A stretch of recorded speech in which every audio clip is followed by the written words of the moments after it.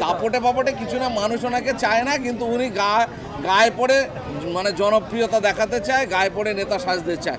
তো মানুষ এগুলো পছন্দ করে না। ঘন ঘন জায়গা পাল্টাবে, একবার কংগ্রেস, একবার তৃণমূল, একবার সিপিএম, এসব করে বেড়াবে। তাদের প্রকৃতপক্ষে বাস্তব তাদের মানে এটা কি, ইচ্ছাটা কি, এটা মানুষ বুঝতে পারছে তারা কি করতে চাইছে। রাজনীতির ময়দানে নিজেদেরকে জাহির করে এখান থেকে কিছু ইনকাম করা বলো, কিছু হাসিল করা বলো, সেই চেষ্টায় তারা ব্রতী। এটা সাধারণ মানুষ মানে এটাকে ভালো চোখে নিচ্ছে না, যার কারণে সাধারণ মানুষের ক্ষোভের বহিঃপ্রকাশ ঘটেছে। এটা আমরা আর কি বলতে পারি। বলছেন যে 2026-এ নওশাদকে ফুরফুরায় পাঠিয়েই ছাড়বে। নওশাদ তো ফুরফুরায় ডেলি যায়, আলাদা করে পাঠানোর কি আছে? তার বাড়ি সেখানে, তার জন্মভূমি সেখানে। ফুরফুরায় যায়, আসে ভাঙড়ে, ভাঙড়ের মানুষ তাকে ভালোবেসে তাকে জায়গা দিয়েছে, পশ্চিমবঙ্গের রাজনীতিতে স্থান করে দিয়েছে, পশ্চিমবঙ্গের লড়াইতে এখন সে অন্যতম মুখ। আমার তো মনে হয় মুখ্যমন্ত্রী থেকেও তার জনপ্রিয়তা এই মুহূর্তে বেশি, যার কারণে তৃণমূলের নেতারা সহ্য করতে পারছেন না, যার কারণে এসব আলপাল বকে বেড়াচ্ছে। এইসব বকুনিতে খুব বেশি লাভ হবে না। ভাঙড়ের মানুষ এসব কথায় গুরুত্ব দেয় না, পাত্তা দেয় না। এই যে ক্যানিংয়ে যাওয়ার পরে যে গোবর ছিটো দিয়ে যে পাক করা হচ্ছে রাস্তায়, এই বিষয়ে কী বলবেন? আপনি তো ক্যানিংয়ের তো ভাইজান বলে দিয়েছে, আমি ভাঙড় বিধানসভার মধ্যেই আমার বাড়ি, আমি ভাঙড় বিধানসভার ভোটার, আমি ক্যানিংয়ের বর্ডারে বাস করি হিসাব মতো। আমার অঞ্চলের পর থেকে ক্যানিং শুরু। তো যাই হোক, ওনার যে কাজ, ওনার যা কালচার, উনি সংবিধানের শপথ নিয়ে মানুষের হিতার্থে কাজ করবে, মানুষের স্বার্থে কাজ করবে, শপথ নিয়েছে। এখন ওনার সমকক্ষ আর একজন এমএলএ তানার এলাকাতে গেলে তিনি গোবর জল চড়াচ্ছেন, তানার কালচার, তানার দিদিমণি, তানার দল এই শিক্ষা দেয়, সেই কারণে এসব করেছেন। এটা মানুষ ভালো চোখে নিচ্ছে কি না নিচ্ছে উনি বুঝতে পারবেন। এরপরে আবার ক্যানিংয়ে যাওয়া হবে, আমাদের প্রিয় বিধায়ক আবার যাওয়ার প্ল্যান পরিকল্পনা করেছে। ওরা সারা জীবন গোবর আর জল নিয়ে পড়ে থাকবো, আমরা মানুষের ভালোবাসার জায়গা আরও বেশি বাড়াবো। আগামী দিনে ক্যানিং, আগামী দিনে ক্যানিং পশ্চিম, আগামী দিনে আমাদের আইএসএফের হাতে আসবে।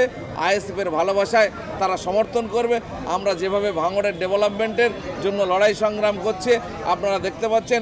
এমএলএ নওশাদ সিদ্দিকী যদি না হতেন, ভাঙড় নিয়ে এত মাথা ব্যথা মুখ্যমন্ত্রীও থাকতো না, আর ভাঙড় নিয়ে তৃণমূল দলেরও এত মাথা ব্যথা থাকতো না, এত ডেভেলপমেন্টের কথাও ভাবনা চিন্তায় আসতো না। সেই কারণে এটাকে আমরা আরও বাড়াবো। আগামী দিনে আরও সিট বাড়বে। মানুষের ভালোবাসায় আমরা সেই জায়গা দখল করব। মানুষ আমাদের পাশে আছে, আমাদের সঙ্গে আছে, আমাদের ভালোবাসা দিন দিন বাড়ছে। ওরা এটাকে দেখছে আর জ্বলছে, আর কি বলবে বুঝে পাচ্ছে না, ভুলভাল বকা শুরু করে দিচ্ছে। ক্যানিং পূর্বের আগামী দিনের আপনাদের কর্মসূচি কী কী আছে? অনেকগুলো কর্মসূচি আছে, এক্ষুনি বলে দিলে তো আবার প্রবলেম আছে। ওরা সাধারণ মানুষের উপর হুমকি, অত্যাচার, আমাদের অনেক সাংবাদিক বন্ধু আছে যারা সেদিনে নওশাদ ভাইয়ের ওই প্রোগ্রাম কভারেজ করার জন্য যেতে চেয়েছিল, তাদেরকে অত্যাচার করা হয়েছে, তাদের মানে মাইক কেড়ে নেওয়া হয়েছে, কারো মোবাইল কেড়ে নেওয়া হয়েছে, কারো বুম কেড়ে নেওয়া হয়েছে, নিয়ে রাস্তা উল্টো পথে ফেরত দেওয়া হয়েছে। সুতরাং আমরা আগাম জানাবো না, আমরা ঠিক আগের মুহূর্তে প্রোগ্রামের আগে আপনারা জানতে পারবেন কী কী পরিকল্পনা আছে। তবে 1 থেকে 1.5 মাসের মধ্যে ক্যানিং পূর্ব এবং ক্যানিং পশ্চিমে বিশাল চমক আছে, আপনারা দেখতে পাবেন, সেটা আপনারা প্রচার করবেন। এই আজকের যে আপনাদের 3টে যে শহীদ হয়েছে আপনাদের কর্মী, তাদের উদ্দেশ্যে যে রক্তদান, তাদের উদ্দেশ্যে আমরা তার স্মৃতির উদ্দেশ্যে তাদেরকে চিরস্মরণীয় করে রাখার জন্য আমরা এবছরের যে রক্তদান উৎসব, সেটা তাদের নামেই উৎসর্গ করছি। প্রত্যেকটা জায়গাতে তাদের নামকে স্মরণ করে আমরা এই রক্তদান শিবির উৎসব পালন করব। তবে কী কী নাম এবং কী বিষয়ে তারা মারা গেছে? তারা পঞ্চায়েতে যে আমাদের লড়াই হয়েছিল, পঞ্চায়েতে নমিনেশন শাসক দল বাধা দিয়েছিল, নমিনেশন করতে দিতে চায়নি। তারা মস্তান, গুন্ডা, প্রশাসন সবাইকে ব্যবহার করেছিল। সেই লড়াইয়ে তারা নিজেদের জীবনকে উৎসর্গ করেছে, অর্থাৎ সেই লড়াই লড়তে গিয়ে বিরোধীদের গুলিতে, বিরোধীদের গুন্ডা, মস্তান, দুষ্কৃতী, সমাজ বিরোধীদের হাতে তারা নিহত হয়েছে গত পঞ্চায়েত নির্বাচনে। তাদেরকে আমরা স্মরণীয়, বরণীয় করে রাখার জন্য আমরা এবারের রক্তদান শিবির তাদের নামে উৎসর্গ করেছি। আপনাদেরই মতো নেতাদের খবর করলে তৃণমূল থেকে হুঁশিয়ার যে যারা ভাঙড়ের ইউটিউবাররা তাদেরকে মারধর করার হুমকি দিয়েছে। আমি আমার বক্তৃতার মধ্য দিয়ে বলেছি যে সত্যটাকে সহ্য করতে পারছে না, ওদের কুকর্মগুলো ওই ইউটিউব চ্যানেলগুলো তুলে ধরছে, যার কারণে ওরা সহ্য করতে পারছে না, আপনাদের উপর আক্রমণ করার নিদান দিচ্ছে। প্রকাশ্য মঞ্চ থেকে সংবিধানের শপথ নিয়ে এমএলএ হওয়া একজন ব্যক্তি এর থেকে জঘন্য খারাপ কাজ আর হতে পারে না। এটাকে আমরা তীব্র ঘৃণা এবং নিন্দা জানাই। আপনাদের পাশে আমরা আছি, আমাদের দল আছে, আমাদের দলের চেয়ারম্যান আছে। আপনাদের ওপর কোনো রকম হামলা আক্রমণ হলে তার যোগ্য জবাব তারা পাবে। রক্তদান শিবির আজকে করছি না তো, নওশাদ ভাই রাজনীতিতে আসার পর থেকে ভাঙড়ে প্রার্থী হওয়া এবং প্রত্যেক বছরে এই অনুষ্ঠানটা হয়, এটা আমাদের হিসেব মতো এখন বাৎসরিক অনুষ্ঠানে পরিণত হয়েছে। রক্তদান উৎসব আমরা গত বছরে করেছিলাম সবাইকে নিয়ে একটা জায়গায়, সোনপুর সবজি বাজার। আবার তার আগের বছরে আমরা প্রত্যেক অঞ্চলে অঞ্চলে ঘুরে ঘুরে করেছিলাম। এবছরে আমরা 13টা অঞ্চল আমাদের যে বিধানসভার মধ্যে আছে, আমরা প্রত্যেকটা অঞ্চলে অঞ্চলে আমরা এই প্রোগ্রাম আবারও করব, অঞ্চল ঘুরে ঘুরে। তার প্রথম শুরুয়াত আজকে হয়েছে, এখান থেকে আমাদের এই পথ চলা রক্তদান উৎসবের শুরু। আপনারা রক্তদান শিবির করছেন আর 6 লাইনে তৃণমূলরা ওখানে গান বাজনা দিয়ে একেবারে মেতে উঠেছে অনেক যুবক যুবতীদের নিয়ে, কি বলবেন এই জায়গায়? ওদের কালচারটাই ওইটা। ওরা ভালো কাজকে পছন্দ করে না, খারাপ কাজকে ওরা পছন্দ করে, যার কারণে মানুষের থেকে ওরা বিচ্ছিন্ন হচ্ছে। সাধারণ মানুষ ওদের পাশে আর নেই। এইসব মৎসব করে মানুষকে কতটা পারা যায় কাছে টানার ওরা চেষ্টা করছে।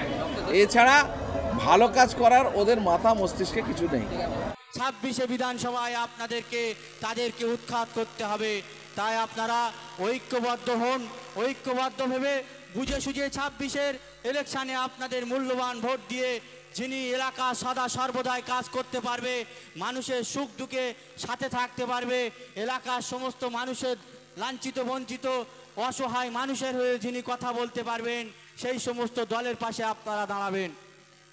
আপনারা জানেন আমরা যে আজকের বিরোধী দল করি, আমাদেরকে বিশেষ ভেবে চাপার চেষ্টা করছে।